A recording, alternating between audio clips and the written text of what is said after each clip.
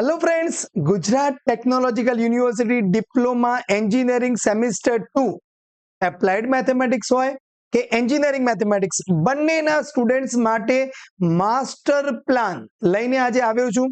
એકદમ step by step આપણે syllabus અને એમાં કયા ચેપ્ટર તમે વધારે મજબૂત તૈયાર કરશો તો એકદમ ચપટી વગાડતા આપણે પાસ થઈ જઈએ. ફટાફટ આપણે જોઈ લઈએ. ચલો, તો અહીંયા ફર્સ્ટ તમારું જે યુનિટ છે મેટ્રિક્સ, કોઈએ આ યુનિટ છોડવાનું નથી અને એકદમ પરફેક્ટ બધા જ વિડીયો સ્ટેપ બાય સ્ટેપ 1 2 3 4 પ્લેલિસ્ટમાં આપેલા છે, જોઈ લેવાનું છે. 4 માર્ક્સ તમારે અહીંયા એમસીક્યુ માંથી પૂછાશે, એટલે એમસીક્યુ 4 અહીંયાથી મળી જશે. ક્વેશ્ચન 2A માં 2 ક્વેશ્ચન મેટ્રિક્સના હશે અને એક ક્વેશ્ચન ડિફરન્શિયલ ઇક્વેશન. એટલે જનરલી આપણો એવું ટાર્ગેટ હોય કે અહીંયા બંને ક્વેશ્ચન મેટ્રિક્સના એટેમ્પ કરવામાં આવે, એટલે 6 માર્ક્સ અહીંયાથી આપણને ક્લિયર થઈ જાય.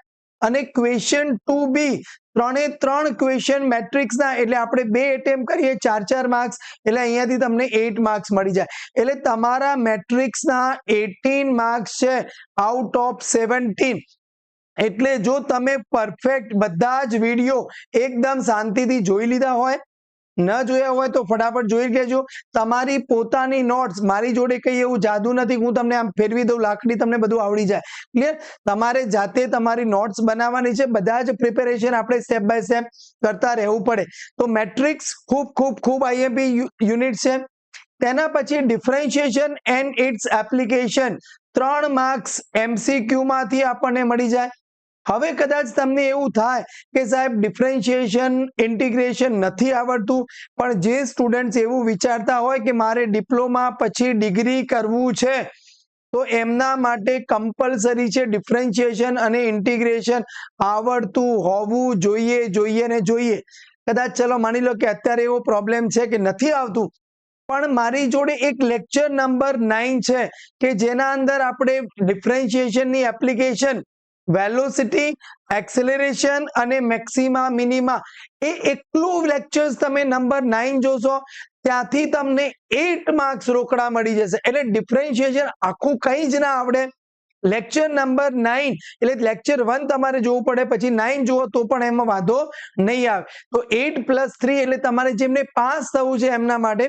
બાકી જેમને સારા સ્કોર કરવો છે એમને તો 2 ક્વેશ્ચન તમે ડિફરન્શિએશન એટેન્ડ કરો તો 6 થશે. અહીંયાથી તમને 8 માર્ક્સ મળે, એટલે 14 15 16 અને એટલે 17 માર્ક્સનું તમારું કહી શકાય ડિફરન્શિએશન છે. ક્લિયર? ઓકે. હવે અહીંયા ઇન્ટિગ્રેશન એન્ડ ઇટ્સ એપ્લિકેશન, એટલે 3 માર્ક્સ એમસીક્યુ. જો ના આવડ્યું તો 3 ગયા. ફરીથી ઘણા બધા એવું કહેતા હશે તમને કે ઇન્ટિગ્રેશન પ્રિપેર નહીં કરો તો ચાલશે. નો ડાઉટ, ડિપ્લોમા સેમિસ્ટર 2 માં પાસ થવામાં, જેમને પાસ થવું છે એમના માટે ઇશ્યુ નથી, પણ જેમને સારો સ્કોર કરવો છે અને ડિપ્લોમાથી ડિગ્રી માટે તો કમ્પલસરી ડિફરન્શિએશન ઇન્ટિગ્રેશન આવડતું હોવું જોઈએ.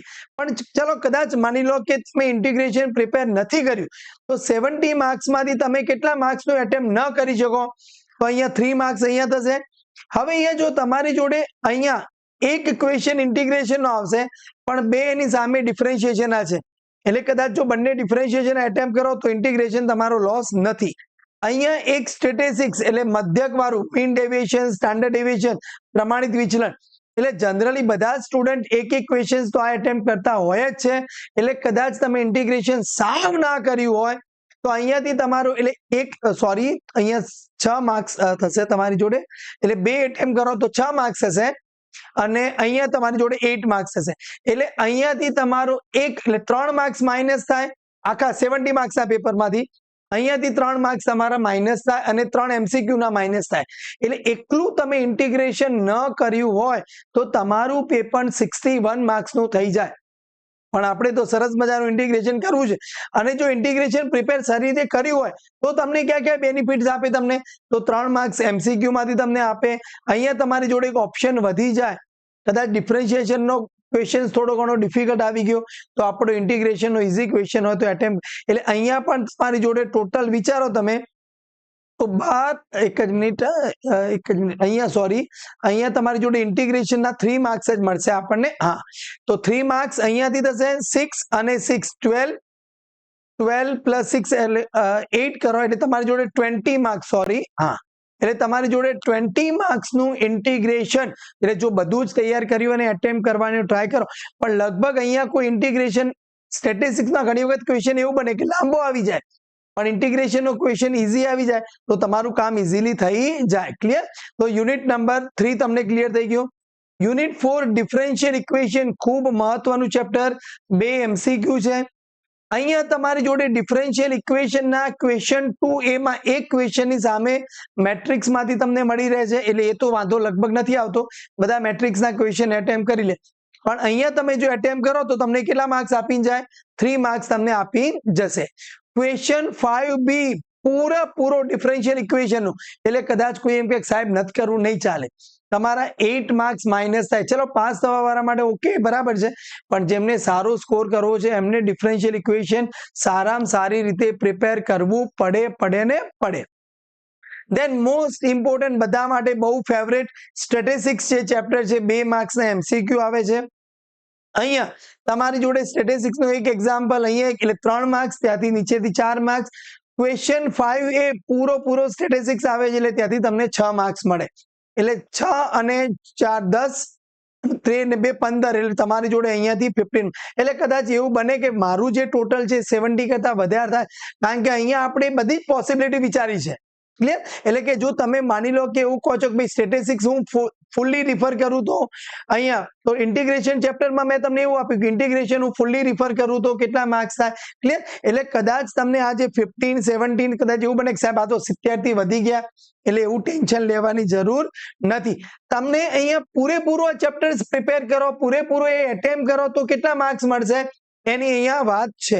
તો હવે ફરીથી આપણે એક વખત સરસ મજાનું જે તમારું પેપર સ્ટ્રક્ચર છે, એપ્લાઇડ મેથેમેટિક્સ, હા, જેમનું અહીંયા એન્જિનિયરિંગ મેથેમેટિક્સ છે એ સ્ટુડન્ટ માટે સ્ટેટિસ્ટિક્સની જગ્યાએ ત્યાં કોમ્પ્લેક્સ નંબર્સ હશે, એટલે બસ આ જ છે 2 માર્ક્સના MCQ. અહીંયા તમારી જોડે સ્ટેટિસ્ટિક્સની જગ્યાએ કોમ્પ્લેક્સ, અહીંયા કોમ્પ્લેક્સ આવી જશે અને એ જ પ્રમાણે આગળ વધવાનું રહેશે. તો question 1 14 MCQ, 4 marks matrix, 3 differentiation, 3 integration, 2 differential equation, 2 statistics કે કોમ્પ્લેક્સ નંબર. હવે જો જે લોકો એવું વિચારતો કે સાહેબ આપણે તો ડિપ્લોમાથી ડિગ્રીમાં બહુ સારામાં સારી કોલેજમાં એડમિશન લેવું છે, એમને આપવી પડશે DD સેટની એક્ઝામ. હવે DD સેટની એક્ઝામ આપવી હોય એટલે ડિફરન્શિએશન ઇન્ટિગ્રેશનના મેક્સિમમ MCQ આવે, એટલે બરાબર, ભલે તમને કોઈ એમ કે આ નહીં કરવાનું, એવું નથી રાખવાનું, બધું જ પ્રિપેર કરવાનું. તમારે સારામાં સારું પરફેક્ટ શું તૈયાર કરવાનું એ હવે હું તમને લાસ્ટમાં બતાવી દઉં છું કે આટલું પ્રિપેર કરો એટલે તમે 100% પાસ તો થઈ જ જાઓ.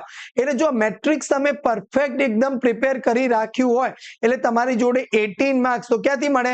તો મેટ્રિક્સના આપણે લખી દઈએ તો 4 માર્ક્સના MCQ આપણે લેવાના થશે. અહીંયાથી ક્વેશ્ચન 2A બધે એટેમ્પ કરો તમે સરસ રીતે તો 6 માર્ક્સ અહીંયાથી થશે. અહીંયા તમારી જોડે 3 માંથી 2 એટેમ્પ કરો એટલે અહીંયા તમારી જોડે 8 માર્ક્સ થઈ જશે. એટલે મેટ્રિક્સ તમને કેટલા આપશે? 18 માર્ક્સ તમને આપી દેશે. એકદમ ઘૂઘરા જેવું, ટકોરા જેવું 2 3 વખત લખીને પ્રેક્ટિસ કરેલું હોવું જોઈએ. ડિફરન્શિએશનમાં હું બધું જ નથી કહેતો, તમને એક જ વિડીયો કહું છું જે લેક્ચર્સ નંબર 9 છે, એમાંથી લગભગ દરેક વખતે એક વેલોસિટી એક્સેલરેશનનો, એક મેક્સિમા મિનિમાનો, પણ એક તો પૂછાય જ છે. જો નસીબ કરે 2 આવી જાય તો ત્યાંથી તમને કેટલા માર્ક્સ મળી જાય? 8 માર્ક્સ મળી જાય.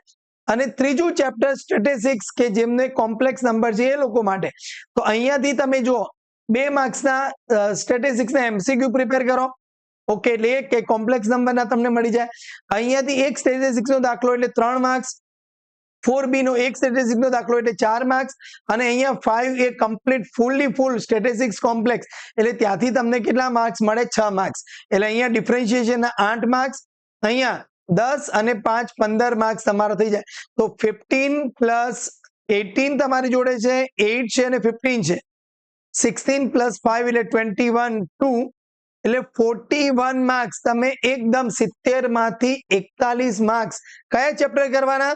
મેટ્રિક્સ એકદમ પરફેક્ટ કરવાનું, સ્ટેટિસ્ટિક્સ કોમ્પ્લેક્સ નંબર પરફેક્ટ કરવાનું અને ડિફરન્શિએશનનું એપ્લિકેશન પરફેક્ટ કરી દેવાનું.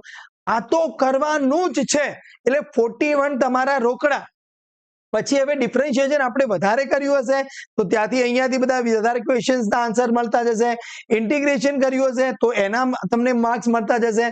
ડિફરન્શિયલ ઇક્વેશન કર્યું હશે તો એના પણ તમને માર્ક્સ મળતા જશે. એટલે જો આવું પરફેક્ટ તમને કોઈ બતાવશે નહીં. ક્લિયર? ફરીથી મેટ્રિક્સ છે પહેલું, સેકન્ડ નંબરનું ડિફરન્શિએશન વિકલન, એના ઉપયોગો, સંકલન અને એના ઉપયોગો, વિકલ સમીકરણ, સ્ટેટિસ્ટિક્સ જેમને કોમ્પ્લેક્સ નંબર છે એમના માટે કોમ્પ્લેક્સ નંબર્સ. એટલે આવી જો પરફેક્ટ તમને ફ્રીમાં મળી રહ્યું છે તો વિડીયોને એક સરસ લાઈક કરવાનું ભૂલતા નહીં. મિતેશ મેથ્સ ચેનલ સબસ્ક્રાઇબ ના કરી હોય તો જલ્દીથી ચેનલને સબસ્ક્રાઇબ કરી રાખજો અને તમારા ફ્રેન્ડ્સને બીજો વિડીયો ના મોકલો તો વાંધો નહીં, પણ આ વિડીયો જરૂરથી મોકલજો. એમનો ઉદ્ધાર થઈ જશે, તમને આશીર્વાદ આપશે. જય હિન્દ, જય જય ગરવી ગુજરાત.